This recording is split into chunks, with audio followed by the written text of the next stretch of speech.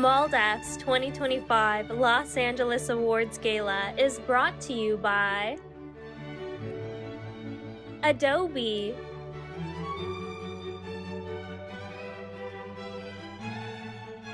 Friends of MALDEF,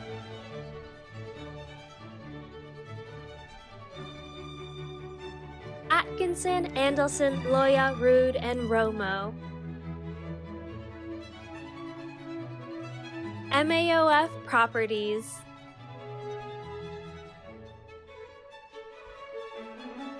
Antonia Hernandez,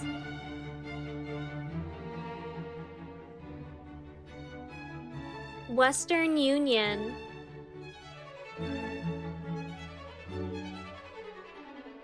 Vasquez and Company LLP, Raul Lomeli Azubel, Morris J. Baller and Christine Brigagliano, McGuire Woods,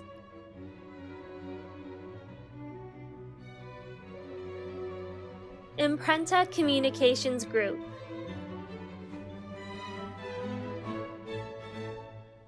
Andrade Gonzalez LLP, SoCal Gas,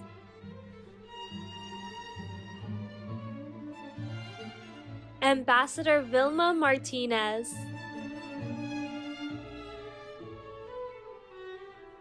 Ava Plaza Mandel and the Mandel Family Foundation,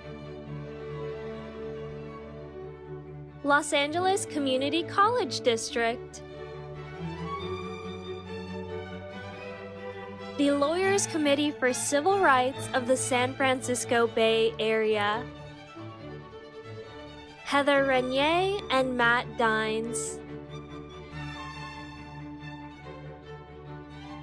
the Mexican American Opportunity Foundation, thedream.us,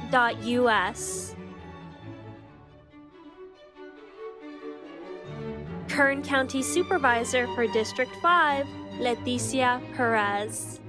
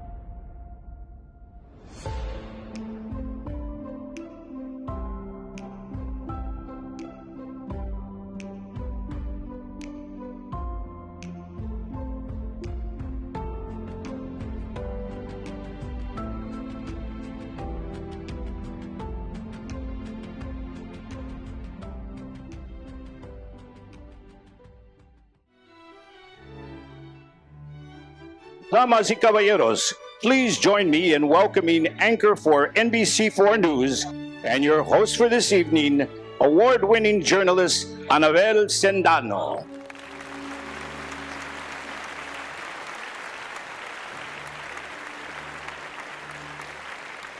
Bueno, antes que nada, muchas gracias al trío Romanza.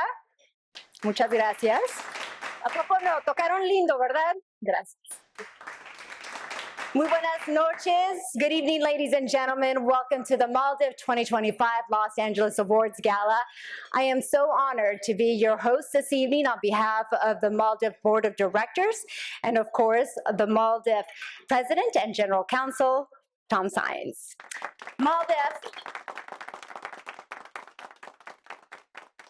MALDEF has a tremendous program tonight of amazing honorees, each of whom has devoted their lives to a shared mission of promoting a greater America for all of us, especially for our large and growing Latino community. MALDEF opened its doors in 1968, creating a legal organization to promote the civil rights of Latinos living here in the United States. Today, MALDEF is known as a Latino legal voice for civil rights in America. For more than 57 years, MALDEF has worked in the courts, in the halls of Congress, and state and local legislatures to create new laws and policies with wide-ranging impact for the Latino community and for our nation as a whole. MALDEF works to secure the right to a meaningful vote, to equal educational opportunity, to a non-discriminatory workplace, and fairness and justice in every endeavor across the country. This includes MALDEF's 1982 Supreme Court victory in Plyler versus Doe. Yes, that's a huge one, which guarantees a right to a free kindergarten through 12th grade public education for all children, regardless of immigration status. It's a victory that is the foundation for ongoing efforts to provide citizenship, not just to dreamers, but millions of others. Tonight, MALDEF honors 3 individuals who have made immeasurable contributions and are united by commitment to the principles of equality and fairness for all. I have the pleasure of introducing MALDEF's first esteemed honoree this evening, Kern County Supervisor, the Honorable Leticia Perez.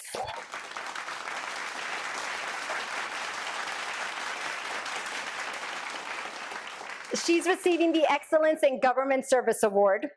Let me just tell you a little bit about her. Leticia Perez has roots in Kern County, California that go back several generations. Her parents, a minister and Army medic, raised her to be active in political issues and philanthropy, even as a child.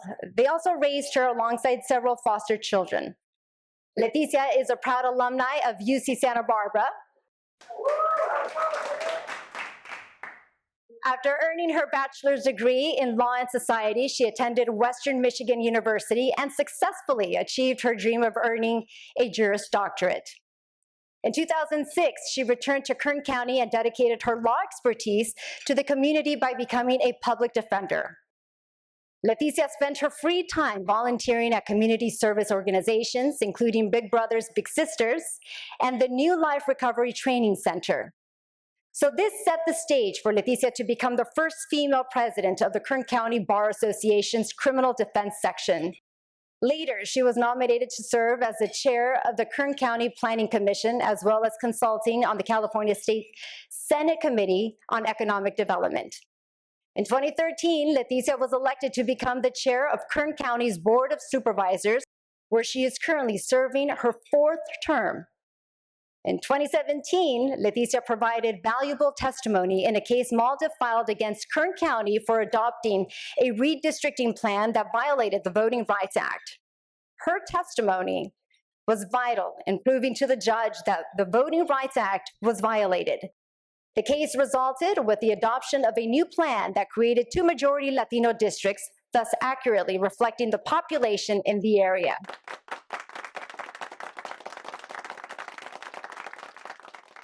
Leticia has been recognized by numerous local community leaders in Kern County for her innovative economic development projects.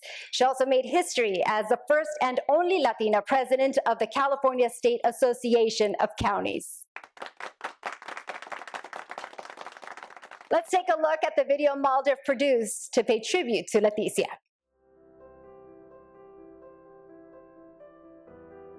Letty shares her own personal story when she's speaking to crowds, and whether it's stories about her childhood and growing up, or being the child of a pastor, or being the wife of a veteran, or being the mother of 2 Latino boys, she incorporates her own personal story into whatever she's saying.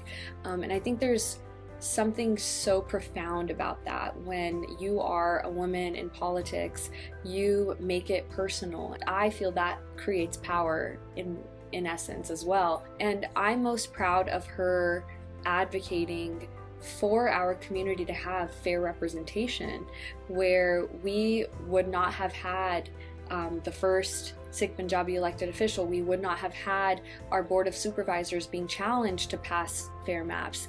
But it's every time Letty has been the sole vote on something, I'm filled with pride, because Letty takes that stand. She takes that unpopular stance.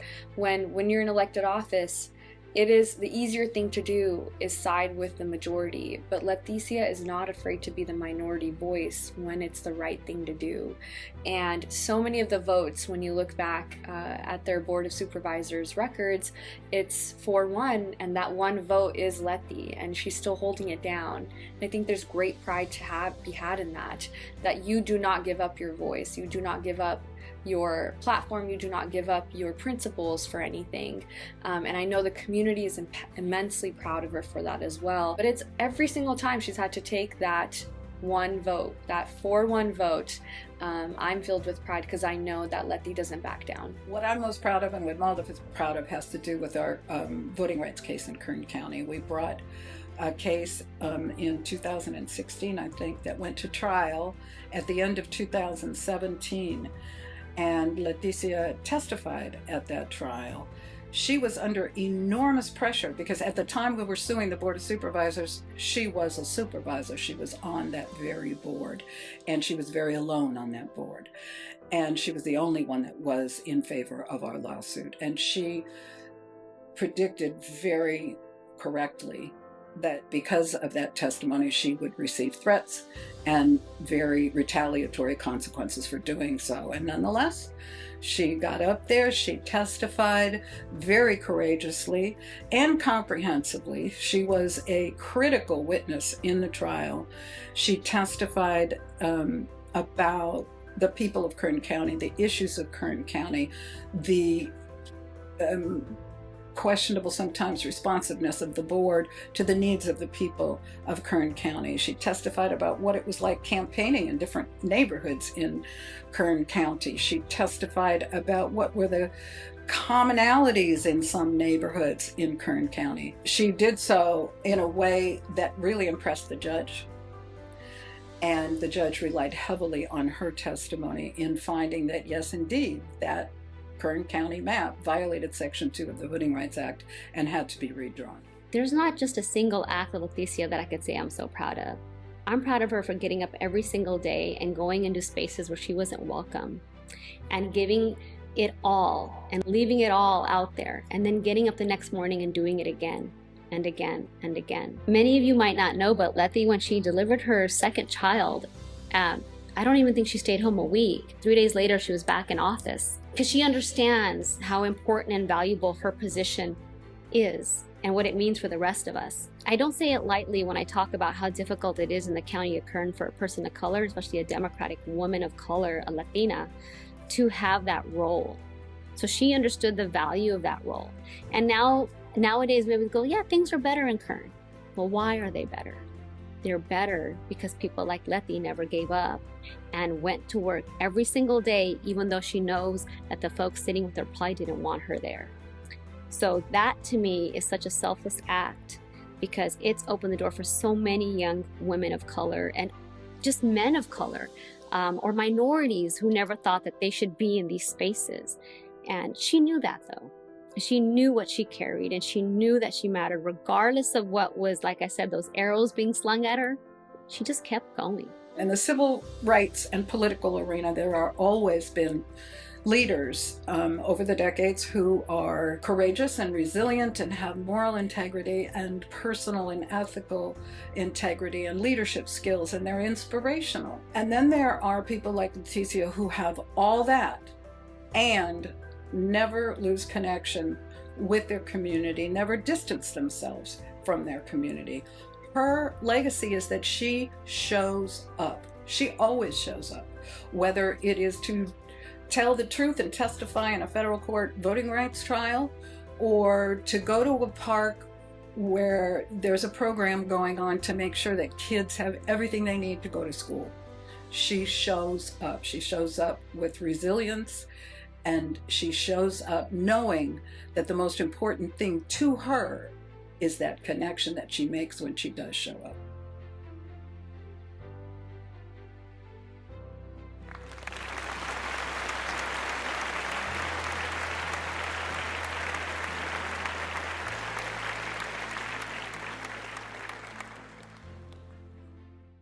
Letty doesn't back down. Isn't that a great line?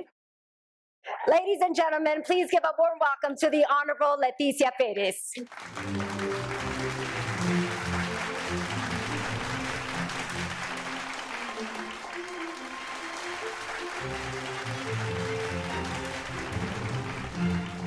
Well, as I shared with Tom earlier tonight, I'm not worthy, but I'll take it.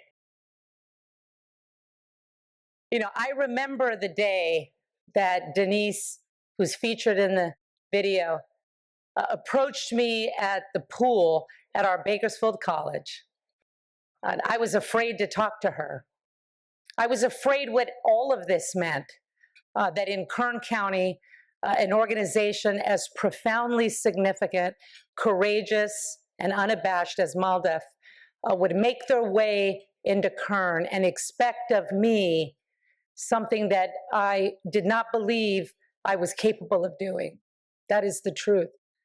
And I was at my son's swim lesson, and I looked over, and there was Denise, and she was headed towards me with a young next-gen lawyer.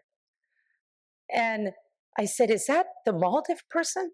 She doesn't look Mexican-American. What's going on here?" You know, I came to see that these were the most serious people that I had come across in my time thus far.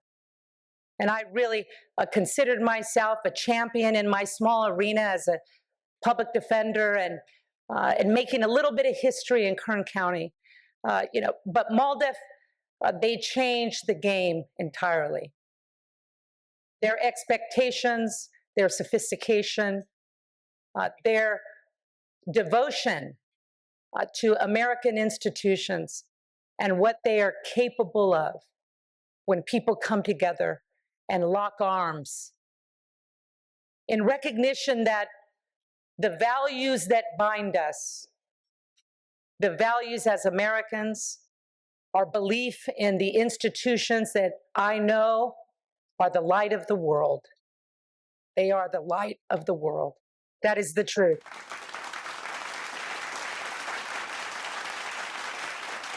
You know, MALDEF elevated my game significantly because I was afraid to proceed in the way in which MALDEF knew was necessary, was significant, and important in a way that I could not comprehend at that time in my life. I could not comprehend what they meant when they said, what is happening here is not fair. What is happening here is not right, and what is happening here is un-American. I could not comprehend how significant that was.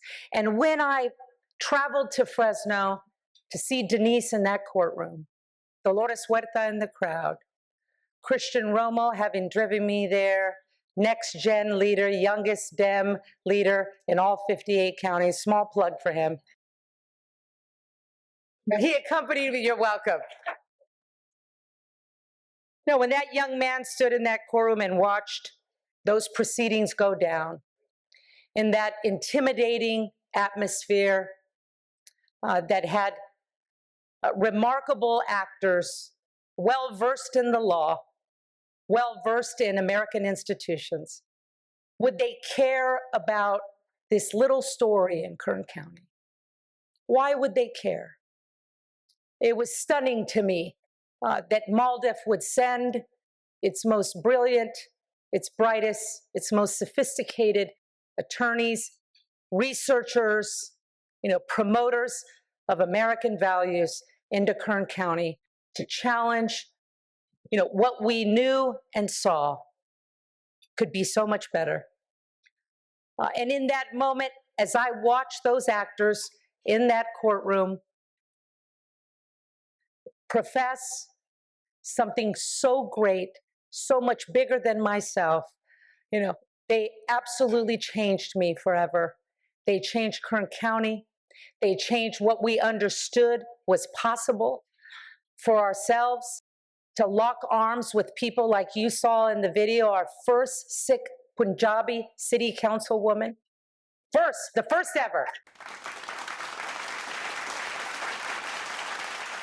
Guided by the brilliant sophistication and remarkable generosity of Raji, who is here, the progeny of Rupinder Judge, and his incredibly, remarkably generous friends of that community that said, when we lock arms with the Denise Hewletts of the world, with the Tom Sines of the world, when we lock arms as Americans, what we are capable of doing is so profound that it could be memorialized in a moment like this.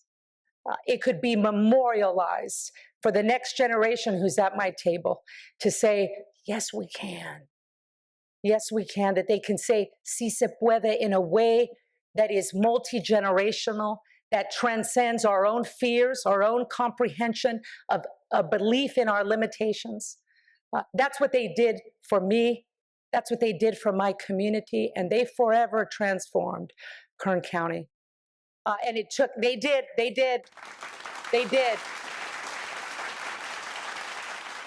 And I am so proud to be part of such a remarkable group of honorees tonight who take civil liberties and civil rights and Americana and the dream of who we are, when we believe in each other, when we let love guide what we believe is true about the red, white, and blue, that it is for all of us, that it is for all of us. I'm reminded en los Estados Unidos, todo es posible. Todo es posible. I want to thank you, Tom. You are a very serious person. You intimidate me, I'll be honest. Most people I can charm and make laugh, and I can't do that with him. And that's hard for me. But what a serious, remarkable, beautiful American soul that drives that man, that drives him to raise the money, to raise the leaders, to come into a place like Kern County, and to not say any group is superior or better in any way, but that it is the flag, it is the promises laid out for all of us, that when we extend and reach beyond our own fears, beyond our own limitations, that the sky is the limit, and that we can achieve greatness together. And as I think of my table, the heroes that traveled from Bakersfield, California, here tonight,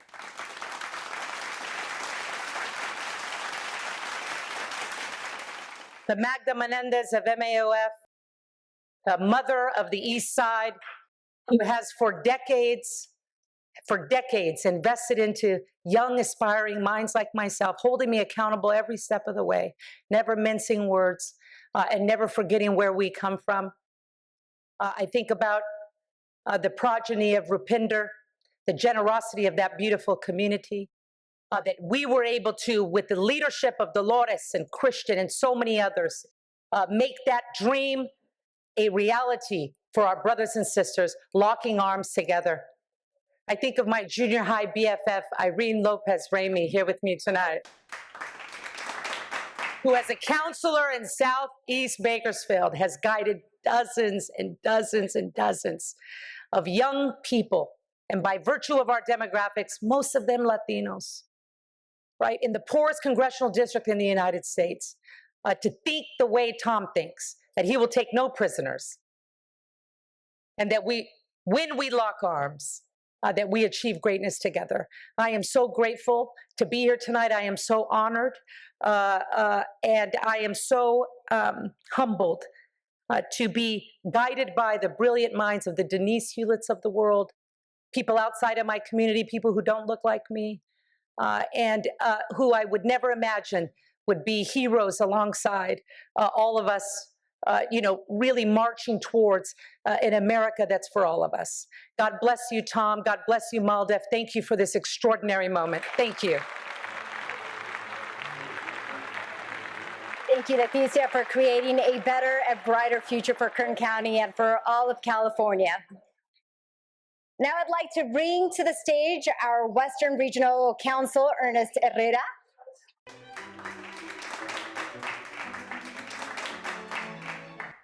Hi, good evening. Good evening, and my name is Ernest Herrera. I'm the Western Regional Counsel, and I have the pleasure of leading a staff in the Los Angeles office and Sacramento office that works on our legal cases, on our policy issues, does outreach to communities, and I'll tell you a little bit about it. But first of all, I want to thank you all for being here tonight and supporting our work. In the past year, the Western Regional Office has continued important cases and taken on new challenges. We've litigated cases in Arizona, California, Nevada, and Washington State. We will soon go to trial in a case challenging the discriminatory closure of Pasadena Unified School District by Pasadena Unified School District of the most Latino elementary schools in the district, further isolating Latino students. Our attorneys have continued to fight lending discrimination against undocumented applicants by financial institutions across the country and have secured hundreds of thousands of dollars in settlements for well-qualified, educated DACA recipients and other non-US citizens.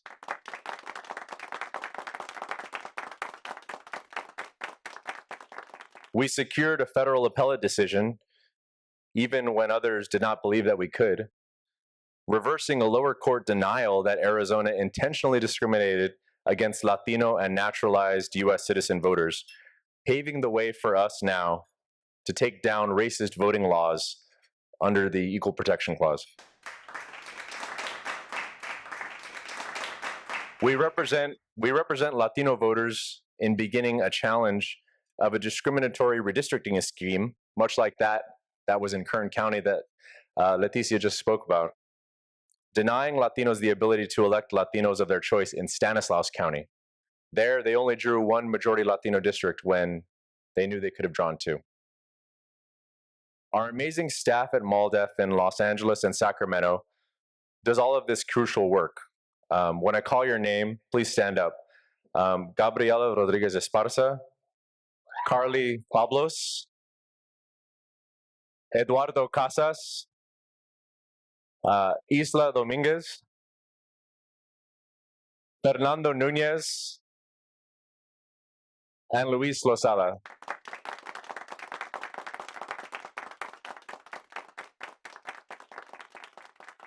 These are the dedicated MALDEF attorneys and legal staff who work long hours, become jacks of all trades, travel to other counties and states, speak with community members about their concerns, and zealously advocate for our brave clients and community members every day. So thank you all for your work. I should also add to Leticia's point that we also are very grateful for those who stand up to be our clients in these cases and our witnesses in these cases, especially in smaller communities, but everywhere now. It's important that we have those people who are willing to speak up because it's not easy. They do face threats. They do face intimidation, not just now from local governments, but apparently from our federal government. The Trump administration has forced us to confront the ugly reality of a political movement that seeks to push Latinas and Latinos out of every aspect of public and private life. Trump and his political operatives have put Latinos, especially Latino immigrants, in their crosshairs as they seek to blame us for every economic and social malady. They have done this by using ICE and Border Patrol as their personal armies to terrorize our communities, by denying educational opportunities guaranteed by law to Latinos and immigrants, and by pushing voting laws that seek to push us out of power. I am proud to say that the staff you acknowledge tonight has risen to the occasion. This year, our office went beyond our region to intervene in lawsuits in Texas and very recently Oklahoma to protect laws that allow non-US citizen Latino college students to pay in-state tuition. The Trump administration has systematically targeted states that have such laws in the past few months. We also filed a Federal Tort Claims Act claim and soon a lawsuit we will file against Border Patrol and ICE for violently detaining a Latino US citizen for committing, in their eyes, the crime of recording a discriminatory immigration raid at a Home Depot parking lot and informing those individuals of their rights in the face of that raid. And this was here in Los Angeles in June. We intervened in a case in which Stephen Miller's legal group and the city of Huntington Beach sought to take away key protections from Latino undocumented workers in California.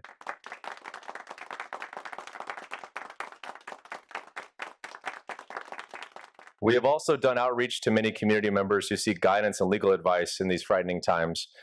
And MALDEF has informed them of their civil rights in the face of a broad deportation campaign by President Trump. I mentioned Trump and Stephen Miller. You know about Kristi Noem and all the others. Yeah. We could go on and on about the individuals who want to take away the civil rights for which our family members and predecessors fought so hard. Those people and their movements do not believe that Latinos and Latina immigrants should be a part of this country. They want us to live in fear and without legal protections in our work, in our schools, in public life. They see this moment, the second Trump term, as a final fight for their racist, exclusionary vision of the United States. If it's a fight they want, then they've got it.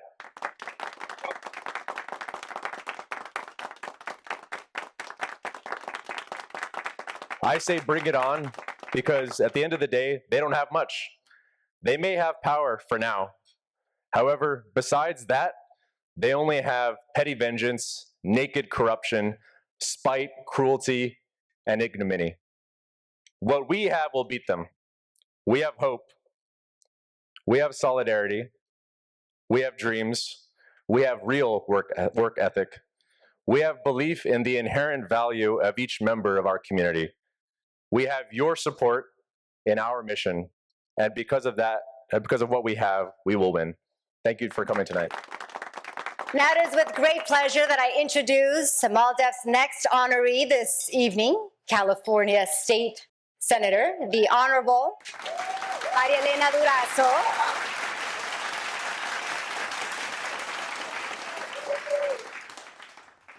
She is a recipient of the Lifetime Achievement Excellence in Government Service Award. Maria Elena was raised by hardworking parents who were migrant farm workers. They took her and her 10 siblings, from farm to farm, from California to Oregon. She spent summers picking crops alongside her family and learning firsthand how migrant labor was exploited. This experience fueled her lifelong career of labor advocacy. In 1975, Maria Elena graduated from St. Mary's College in Moraga, California. And it was during her college years that she joined the Chicano movement and then drawn into the labor movement. Maria Elena became an organizer for the International Garment Workers Union. Maria Elena still managed to make time while working as a union organizer to pursue her law degree at the People's College of Law.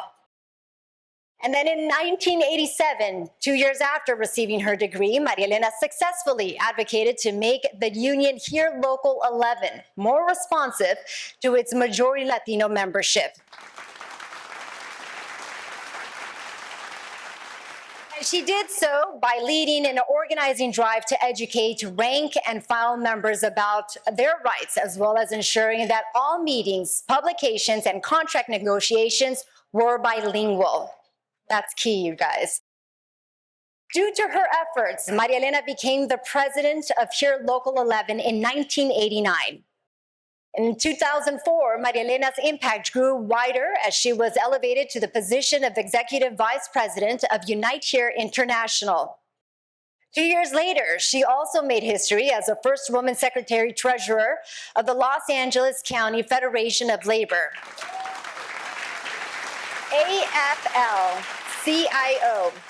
It's a position she occupied for 8 years.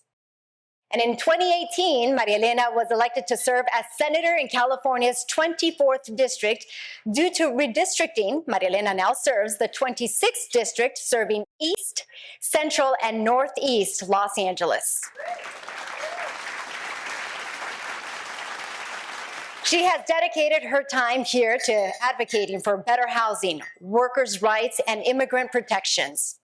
Maria Elena has secured a $25 minimum wage for healthcare workers, protected workers' rights in disasters, and championed legislation that extended health for all coverage to all Californians, including undocumented immigrants. Her work has been absolutely vital to all of us Californians. So with that said, let's take a look at the video MALDEF produced to pay tribute to Maria Elena Durazo.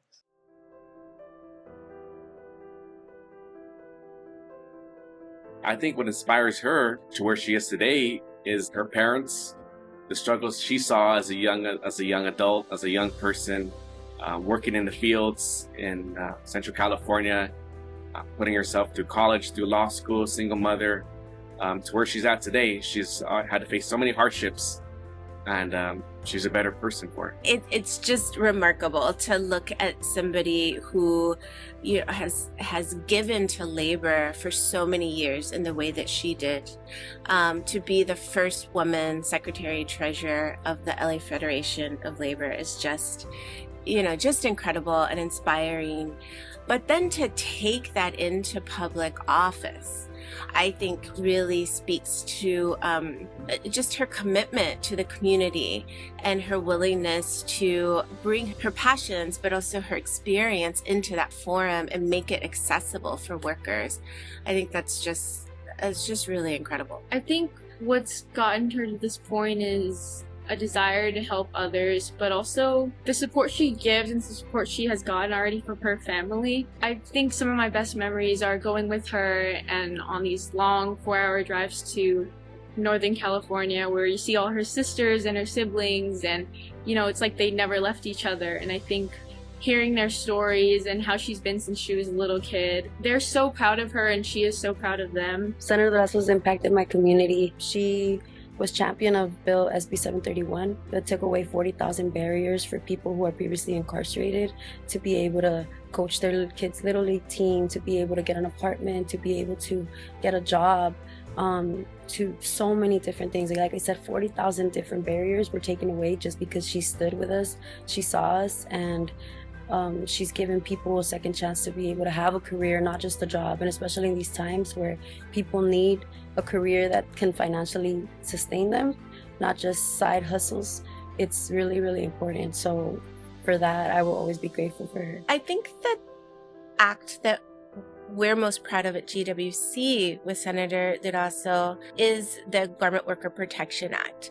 We feel really lucky to have worked with the senator on a number of advocacy efforts and initiatives, but the Garment Worker Protection Act was a really bold piece of legislation. It was a piece of legislation that spoke to power in the fashion industry.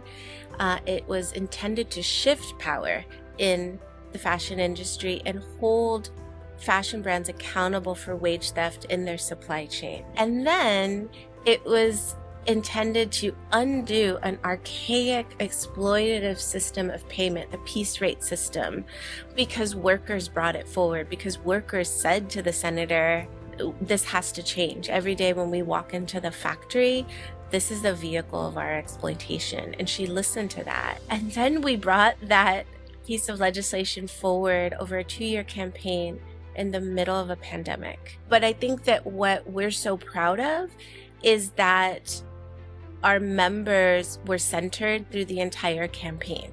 It truly felt like a collaborative effort with her and her office, where our members' decision-making and leadership was centered the entire time. If the senator had to wait for a decision from our members until they got off work and they met until 9 or 10 o'clock at night, she waited. And she waited to listen to what their concerns were, what their feedback was, what their goals were. It enabled our membership to come out of that campaign really proud of it. It was their work, right? It was their work with her championship. One of the many things I learned from my mother is how to be a parent. She may not have always been there with her long nights and long days, but when I needed her most, she was there. Saturday morning soccer games to birthday parties in the afternoon with my friends. She made time. She made time for me and my brother. And seeing that now as a young parent myself to my daughter Camila is something I really want to strive to be. I think Senator Durazo's legacy will be really centering and lifting up immigrant worker voices in labor and continuing that through public office, continuing that through the legislation that she has championed. She has proven for decades that you can center immigrant workers' voices, you can center low-wage families' voices, and you can push change.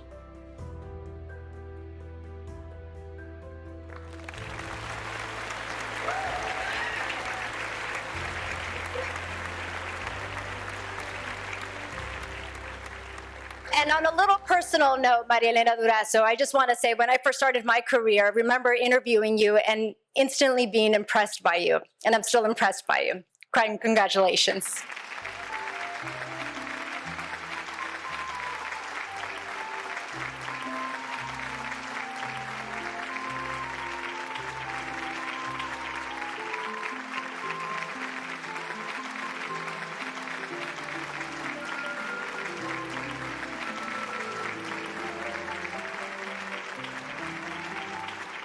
Thank you so much, Annabelle. And big shout out to the queen of the labor movement and other movements and everybody, Dolores Huerta. So,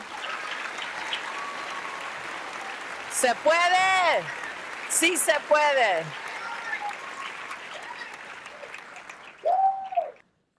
So I thank you so much. This is a very, very special acknowledgement to me by one of the most extraordinary organizations anywhere across the country. Nobody functions as my North Star more than MALDEF, And so I want to thank you for that. Congratulations to the other honorees here today. And you met a couple of members of my family, but I just, very rare when they actually are able to come with me on a very Beverly Hills dinner. And so I just want to thank them, Veronica, Michael, Alessandra, Mario, Sydney, Seneca, Wave. Thank you. Thank you so much for being here today. And my movement family, that's my biological, but my movement family is all of you. Thank you for being such an important part of what happens every single day in our victories. And I have a very special, I feel that Tom is a very special friend to me. Every time I've gone to him when I need advice, and I want to be challenged, he's the one to call. He not only gives me extraordinary legal advice, but he's aware of the political environment. And he always has the very, very high expectations for anyone in the movement. Like, you can't get away with shortcuts. He will not allow it. So I know that when I call him or he has someone from MALDEF talk to me about a specific issue, like most recently language access issues, before that day laborers, you name it, he always is the most prepared person that I know of that defends our rights across the country, not only for Latinos, but for everyone in this country. So thank you very much, Tom, for your big shout out to Vilma and Antonia. Thank you so much for everything that you've done, getting MALDEF started and moving. I won't tell you a little story, private story between Antonia and I, but we save those for after the wine. But I'm truly honored to be in a room filled with determination. We are serious about change. Right. In 1982, MALDEF won the 5-year legal battle to win equal access to education for millions of us, for our children and for our grandchildren. And here MALDEF is tonight, as determined as they were 57 years ago, challenging us on that work for new generations. In 2016, California farm workers won overtime pay, something that my mother and father never had. It was 78 years after other American workers all had overtime. Remember that, Dolores, that extraordinary victory? Determined women in this country organized for 72 years to win the right to vote. Dolores Huerta, the United Farm Workers she co-founded, as determined today as ever, como siempre. The late, great Reverend James Lawson taught me, taught many of you, and thousands of others what nonviolent resistance means in action. Nothing compares to the determination of Black people enslaved in North America for 400 years. I was arrested 13 times. I guess that qualifies me as Reverend Lawson, summa cum very loud graduate.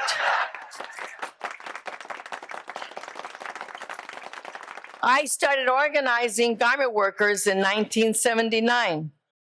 It took me 42 years to end the sweatshop wages in California. But we did it. We did it. But I am, as we all are, blessed by the example of Black Americans, farm workers like my mom and dad, by the constancy of MALDEF, and by the determination of women working on their sewing machines to support and nurture their children. Sisters and brothers, I'm extraordinarily humbled. Thank you very much. Whoa. I almost forgot. You can't talk about determination without mentioning the Dodgers winning the 18-inning Game 3 and the 11-inning Game 7. Viva los Dodgers.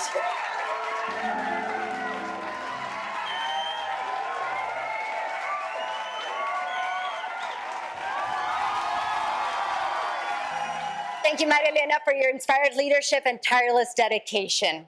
And now I have the pleasure of introducing MALDEF's final esteemed honoree for this evening, Maria Blanco.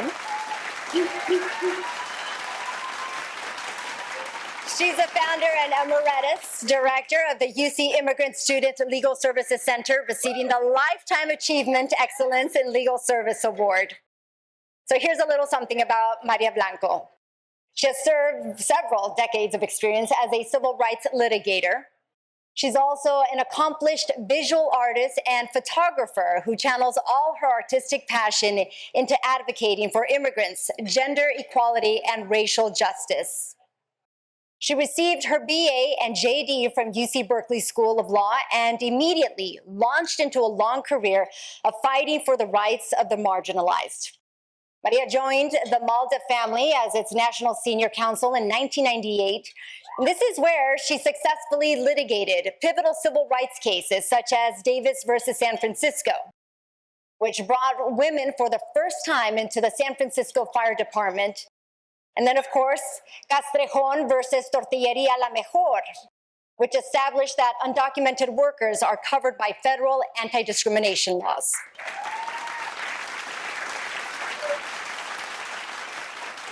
Maria was also an attorney with equal rights advocates and a professor of law at Golden Gate University School of Law. Later, she became the executive director of the Lawyers Committee for Civil Rights of the San Francisco Bay Area. As executive director, Maria sought to increase access to higher education for underprivileged students and provide legal counsel to students in low-income schools. In 2007, Maria became the executive director of the Chief Justice Earl Warren Institute at UC Berkeley School of Law. Here, she continued to be an outstanding leader, prioritizing social and cultural understanding as well as increasing community involvement. 3 years later, Maria continued her advocacy as the vice president of civic engagement at the California Community Foundation. In 2015, Maria Blanco founded and was the executive director of the Immigrant Student Legal Services Center that provides immigration-related legal services for undocumented students at 9 California university campuses.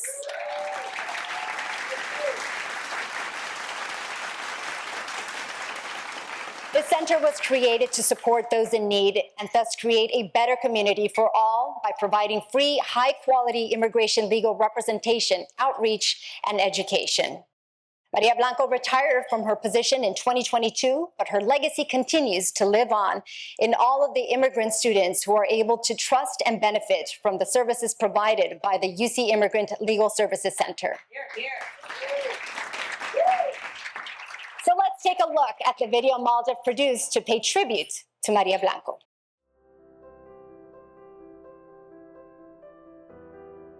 Maria is driven by a true passion for social justice. I mean, it is in her bones. And it's not just for the Latino community, it's for all marginalized communities. And one really wonderful aspect of the work Maria does is she understands the importance of coalitions, and that when you uplift any marginalized community, you help all marginalized communities. And I really consider her an ally in the African American struggle for justice and civil rights. And it's just who she is. She lives and breathes her passion for social justice. My first impression was, who is this woman?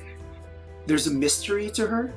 It's interesting. She's had this tremendous career as a litigator, civil rights lawyer, immigrant rights advocate, that, you know, her interests professionally has such range.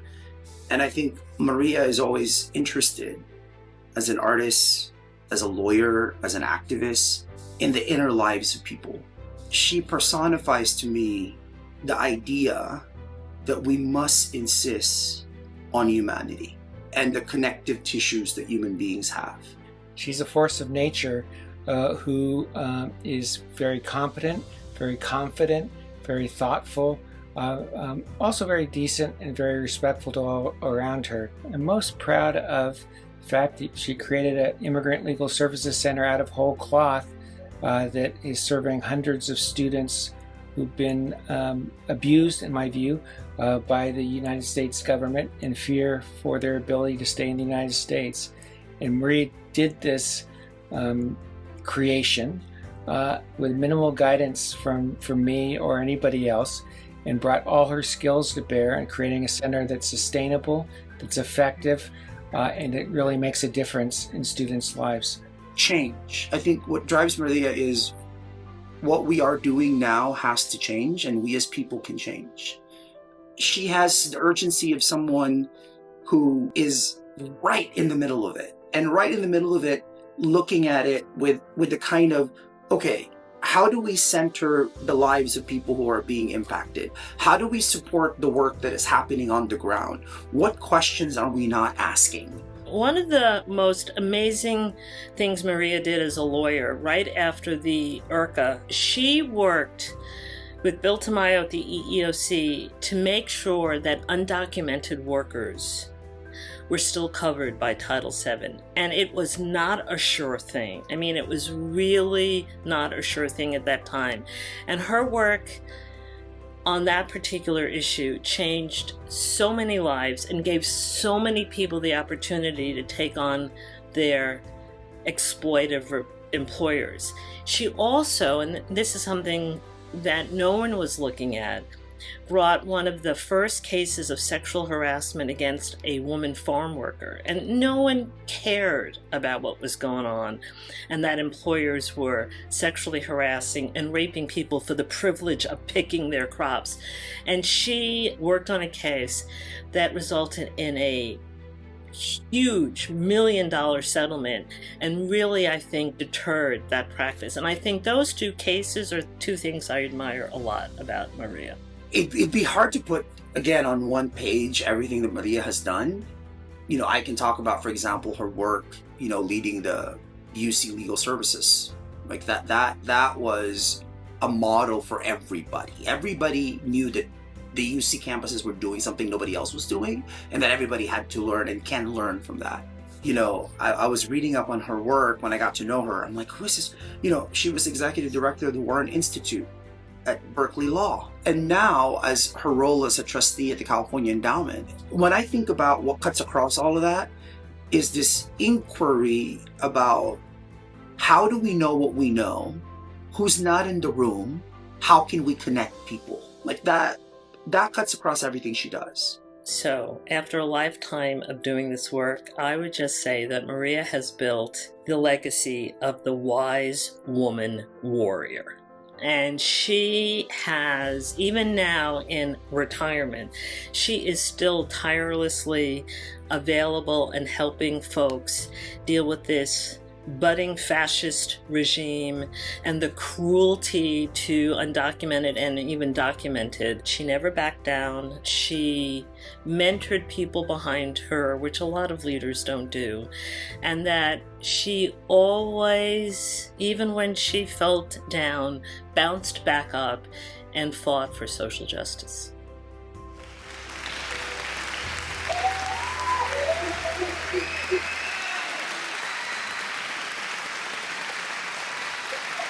So how about that? The wise woman warrior. Ladies and gentlemen, please give a warm welcome and congratulations to Maria Blanco.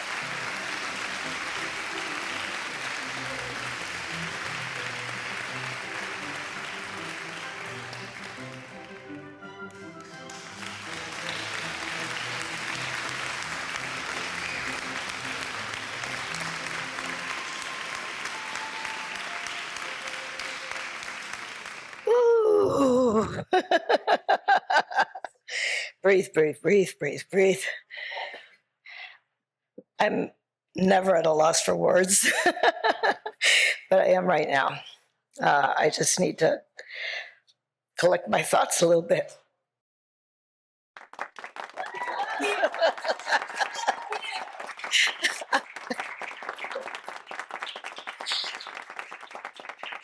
I have so many thoughts and feelings running through my body and mind right now. I normally speak off the cuff, but I'm going to read a little bit today because this is very overwhelming. First of all, thank you, everybody, for being here for MALDEF. When I'm here tonight, I feel like I'm with familia, and in many ways with a community that, even though I'm not from LA, I have come to love LA, as many of the people in this room know.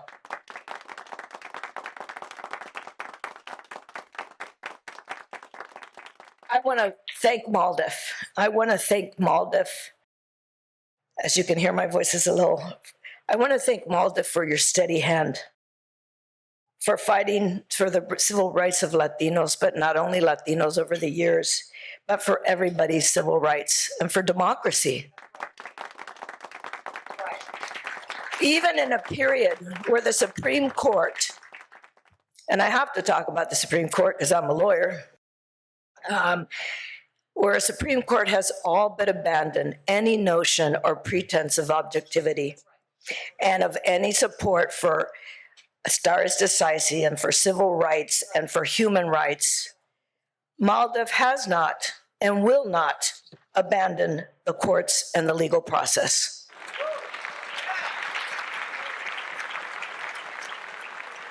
And they are very, very good at it. Personally, and people in this room know this, I do not believe that the courts are enough in this moment, or really when it comes to making progress and social change. Ultimately, all change comes from people power. But one of the things that MALDEF knows is that social change can happen by pursuing innovative legal strategies when those legal strategies are coordinated and arise from the needs of communities. That connection between community and law is what MALDEF does so brilliantly and why we need them. The two things go hand in hand. I'm especially touched to be in LA, a city I love, for this award. And right now, I love Los Angeles more than ever.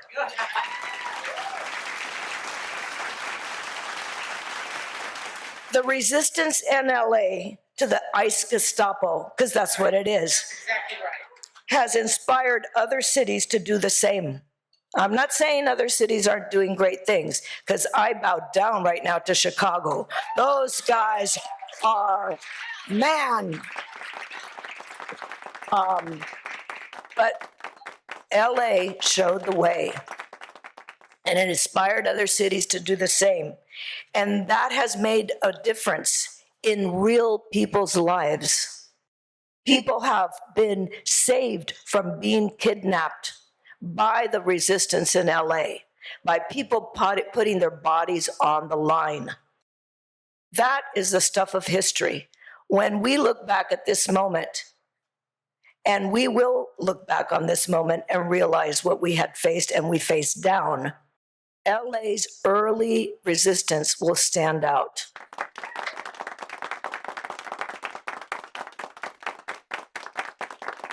Because Angelenos fought back from day one against the brutal kidnappings, because they're kidnappings, that remind me of everything that has happened in Argentina and Chile and Africa. It has happened here.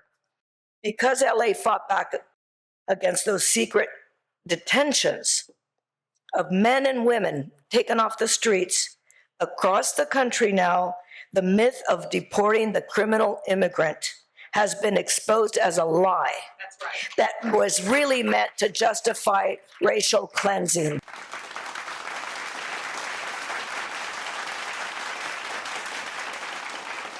I'm not given to hyperbole, but it is true that this is now the accepted analysis in all quarters, is that this is not about criminals, that it is about the fear of the change, the fear of the racial change of this nation, and they are attempting to do it first with immigrants, and then they will keep going.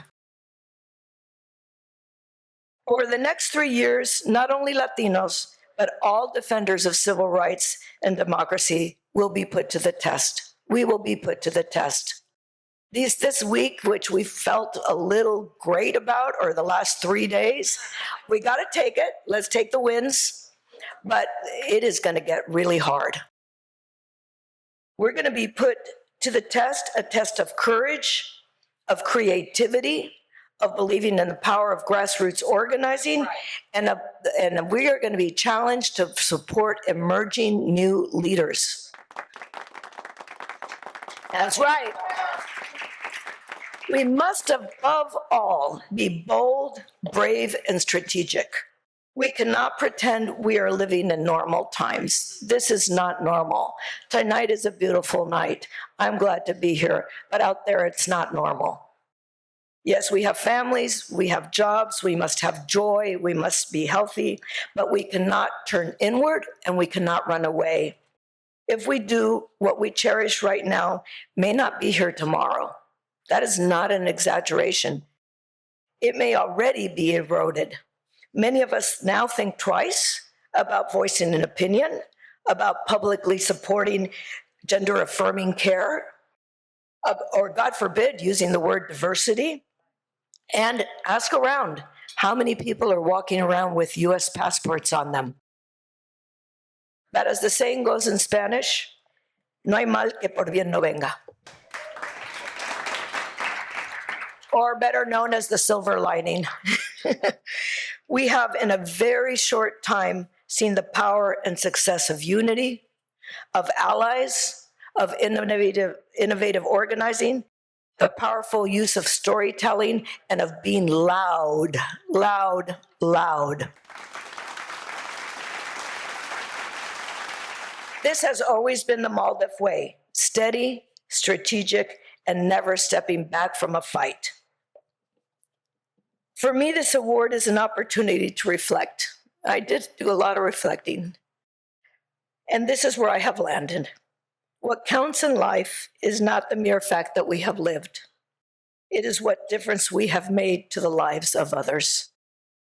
I sincerely hope that is true for me.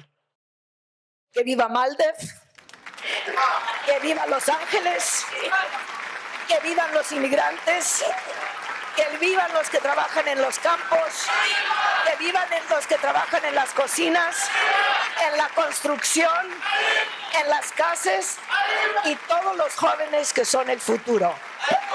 Buenas noches. Thank you, Maria, for your brilliant career as an advocate for social justice. Ladies and gentlemen, thank you. And now let's welcome to the stage MALDEF President and General Counsel, Thomas Saenz. What a wonderful and inspiring evening. Every year, we decide on the order of the honorees. And I always, well, not always, I often regret following the last honoree. But I have to say tonight, I don't know how I could have chosen the order because they were all so inspiring, they would have been difficult to follow any single one. I want to begin by thanking all of you for being here tonight. Like every nonprofit engaged in public policy advocacy, MALDEF has had its challenges. Our colleague organizations have engaged in layoffs, forced by revenue drops, in pay cuts, and in restrictions of their activities. Now, I am proud to say that MALDEF has not had to take any of those measures in response to the Trump administration. Our ability to persevere and expand, look for us soon in Seattle, Washington, is all a credit to the people in this room and beyond who have continued to support us despite whatever risk, despite whatever threat they may face in response to supporting an organization like MALDEF. So this year, more than any other, you have my heartfelt thanks for being here in Beverly Hills with us tonight. I also want to thank all of those responsible for this extraordinary evening.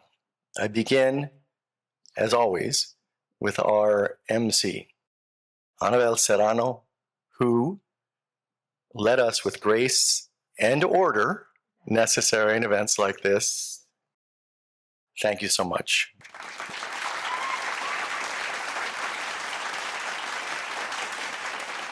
I think Raul mentioned that tomorrow we have a MALDEF board meeting. And we have in the room tonight not just current board members, but past board members. And I would like to ask all of our board members, past and present, to please stand and accept our collective thanks for the important behind-the-scenes work that our board members always do to sustain and support MALDEF. MALDEF board members?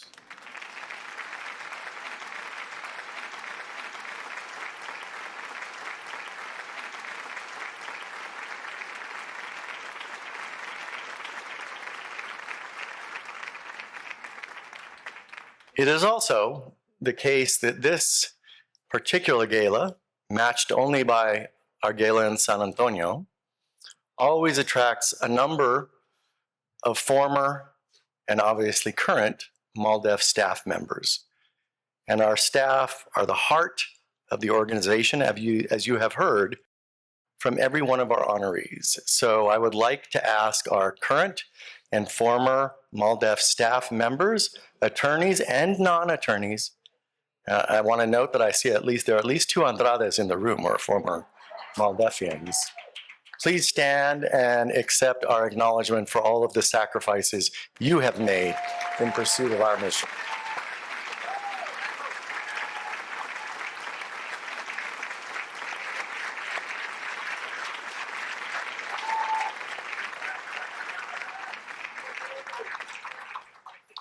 It is also the case that because Los Angeles is our headquarters and has been for over 30 years, that we have all of our vice presidents, I believe, present in the room, and I want to acknowledge them by name: Julie Gallego, Shelley Malchuk, Gina Montoya, Nina Perales, and Hector Viagra.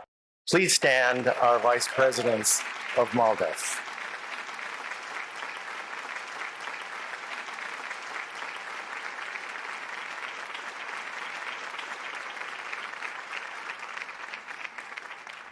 So putting together such an extraordinary event with such inspiring honorees doesn't happen by accident.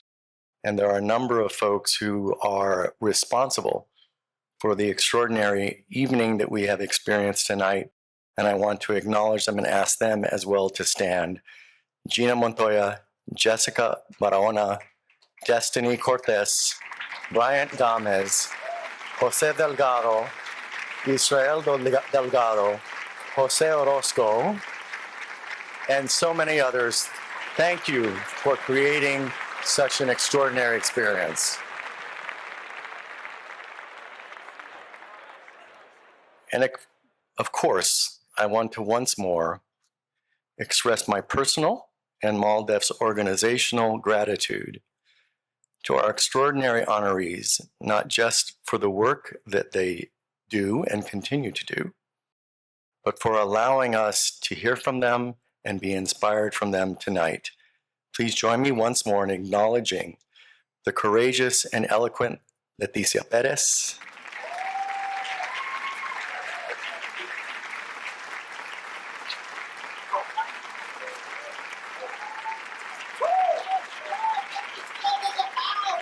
the committed and inspiring Maria Elena Durazo,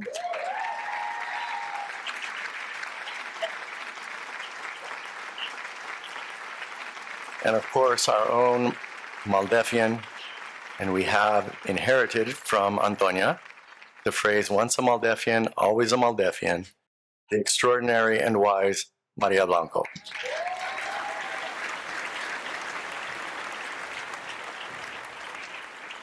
I would be remiss if I did not acknowledge that unfortunately, it is unusual that we have 3 women honorees.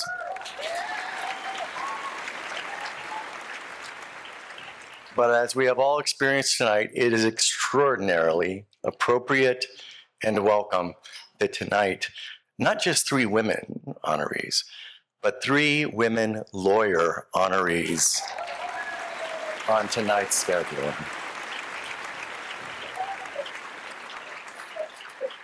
But it reminds me that at least as of now if I stay in this job too much longer, it will change, unfortunately. But at least as of now, MALDEF, which is 57 years old, has been led for 29 of its years of existence, a majority of its years of existence, by women lawyers as president and general counsel. And I have to acknowledge that the two most important of those, who collectively led the organization for over 27 years, are here tonight. And I want to ask them to stand, and I have to acknowledge first the person who has been my professional mentor for over 30 years, Vilma Martinez.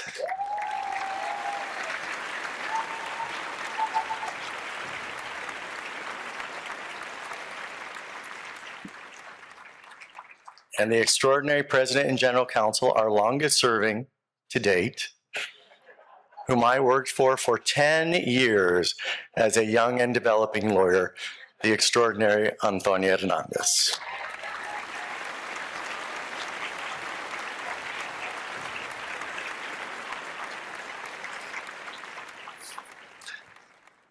Tuesday night was extraordinarily hopeful. I had even more hope than I did just a few nights earlier when the Los Angeles Dodgers won their second World Series championship. But as a result of what occurred on Tuesday, we all can breathe just a little more freely. You may have noticed there's just a little less of the smell of sulfur or brimstone coming from Washington, D.C. But despite the extraordinary outcome of the elections here, in New Jersey, in New York, in Virginia, in Pennsylvania, in Georgia, and across the country, it is just the smallest down payment on the extraordinary obligation that we all share to restore democracy and the rule of law in our country.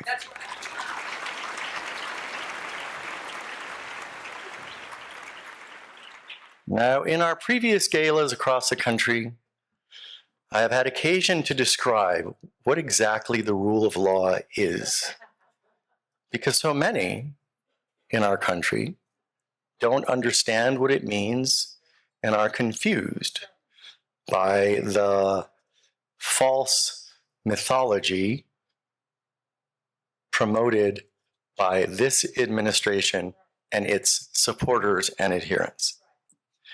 And I have described it very succinctly as ensuring that our laws apply equally across the board to every person, regardless of their privilege, their power, their money.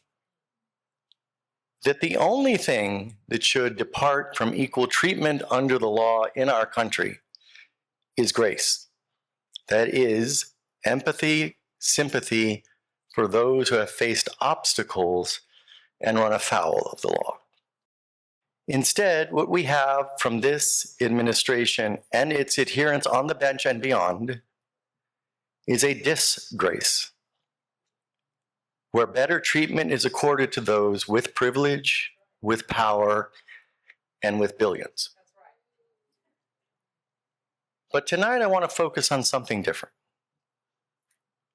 particularly after Tuesday night, and recognize that what supports this ongoing assault on the rule of law in our country are lies. The constant, daily profusion of fabrications and lies about our country. We saw it on Tuesday when the resident of the White House declared that the extraordinary failures of his adherents came because he was not on the ballot. Really? I do laugh, Leticia, and that's one thing that I laughed about this week.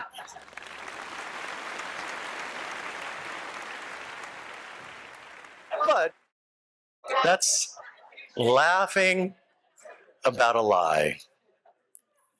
But the lies began a decade ago. And the lies have focused inordinately on our Latino community. It was 10 years ago in June that orange-haired abomination descended an escalator in New York City and declared that all Mexican immigrants were murderers, rapists, and a few decent people. And that lie was perpetuated about our community when he accused a sitting and qualified, I have to emphasize that, a sitting and qualified, well-qualified judge of being biased against him simply because the judge was Mexican-American. The lies extended to his successful election in 2016 when he said that he would have won a majority of the popular vote but for the fraudulent voting of so many immigrants across the country. But those historical lies a decade ago have continued to date. When he asserts, as Leticia mentioned, as Maria emphasized, that somehow he's only targeting bad hombres in his over-the-top, unconstitutional immigration enforcement activities. But it is also true and of critical importance to MALDEF that his lies about our community have been compounded by the lies from this administration, even beyond the lies of the first Trump administration about the law itself.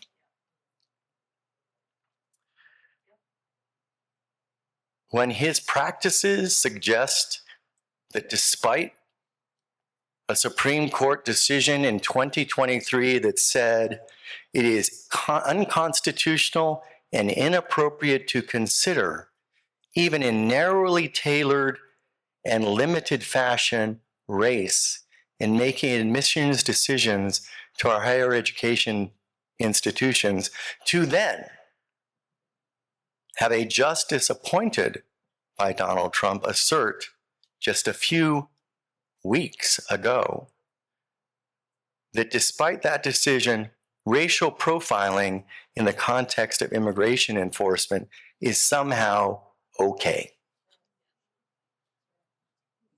The lack of loyalty to precedent, 45 years old in the higher education context, matched by a commitment to precedent that says it's okay to consider race as one of many factors in making immigration enforcement decisions.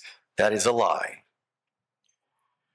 It is a lie to assert that somehow the disparate impact theory, a bedrock foundation of civil rights law, the notion that if you cannot justify a significant discriminatory effect against a minority group in whatever practice you are following, that is presumptively illegitimate.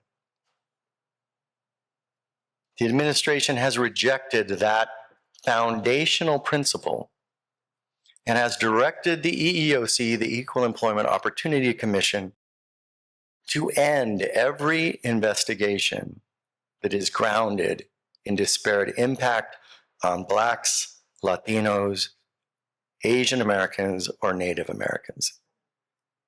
Now, at the same time, the same administration has asserted through the least qualified attorney general in the entire history of the United States that somehow they will consider disparate impact on white people as evidence of intentional, racial, and unconstitutional discrimination. That dichotomy is a lie. The lie comes forth in some of MALDEF's current cases. In June, the state of Texas,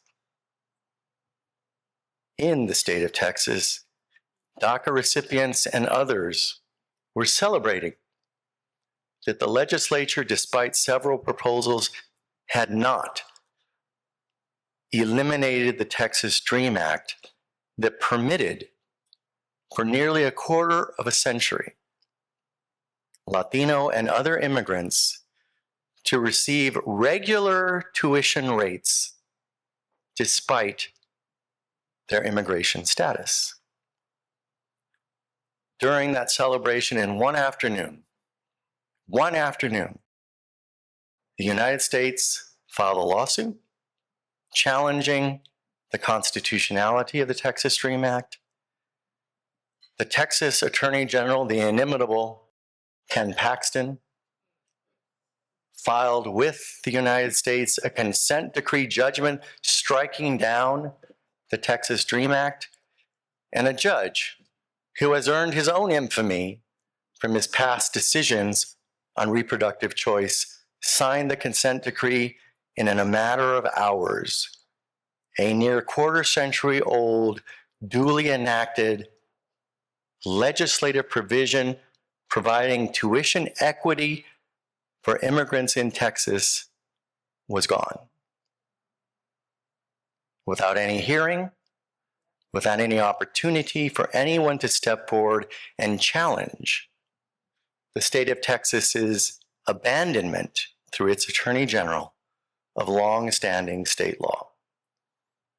Now, it's important to note that as extraordinary as that is, it is not the most extraordinary occurrence in that case so far. It is important to acknowledge that that striking down of the Texas DREAM Act in one afternoon came despite nearly 25 years of administrations of both parties, including the first Trump administration, doing nothing to ever challenge the Texas DREAM Act. But the most extraordinary element of that case so far is that when MALDEF, representing Students for Affordable Tuition, SAT, not for the test, but for the city of San Antonio, Texas, where we were founded, but for the judge to say that our attempted intervention on behalf of SAT was denied because of futility. The notion that it was so obvious that what the state and the US had agreed to together, the unconstitutionality of the Texas DREAM Act, was so obvious that there was no reason to allow interveners to have their day in court. Well, we are in front of the Fifth Circuit, and as conservative as that circuit is, the brief that we filed last week is, I believe, an extraordinary demonstration of the mendacity, the lies, and a finding of futility in the actions of the United States and the Texas Attorney General with respect to that extraordinary law.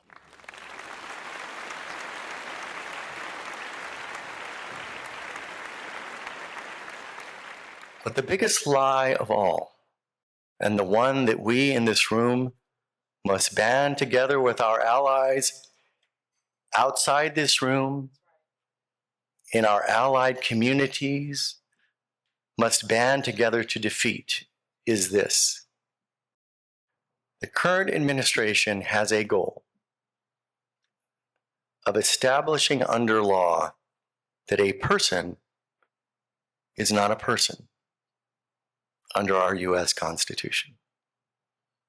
That is to say, that one of the extraordinary accomplishments of Plyler versus Doe, as important as it was to gain and secure and guarantee access to schools for undocumented students, first, Plyler versus Doe had to defeat an argument put forward by the state of Texas that undocumented minor students could not use the Equal Protection Clause because they were not persons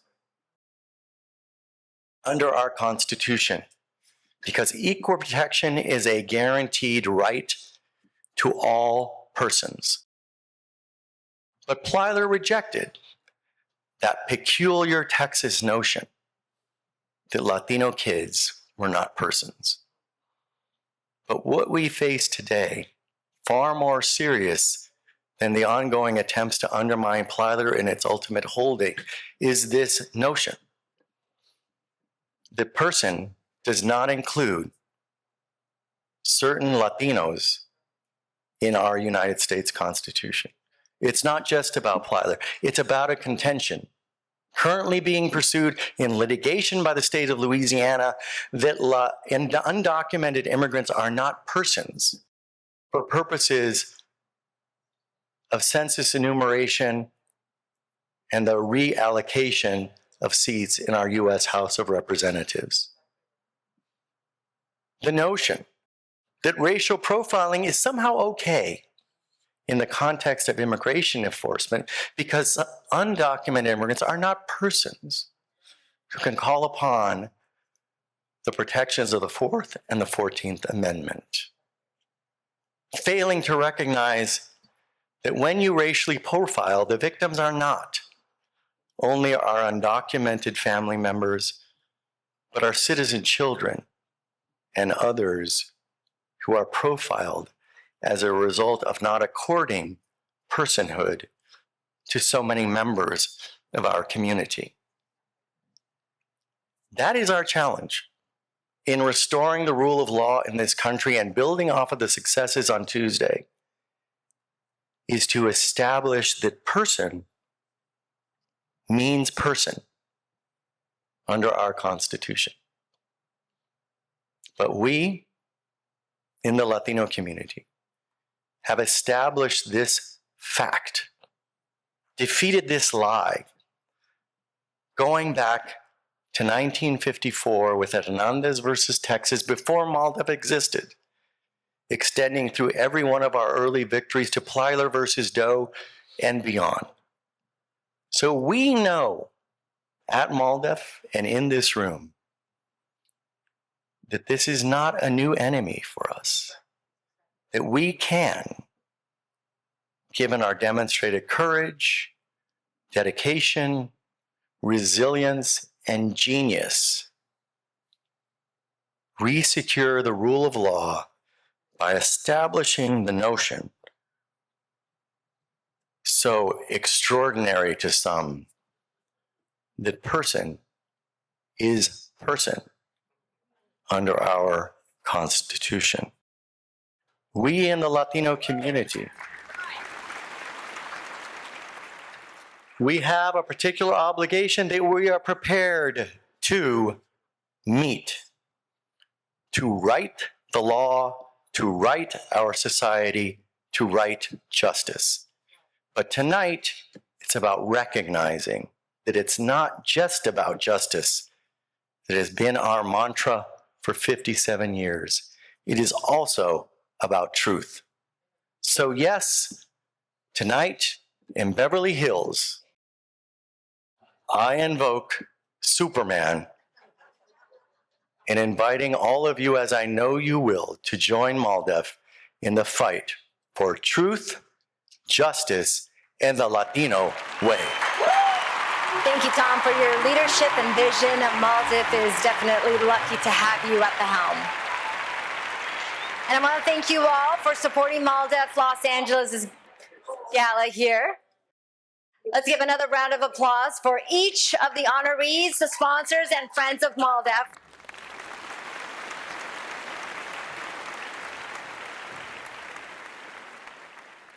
Thank you for having me serve as your host on this very special night. It was an absolute honor to be here with all of you. Thank you, thank you. Hope to see you guys next year. Muchas gracias. Muy buenas noches.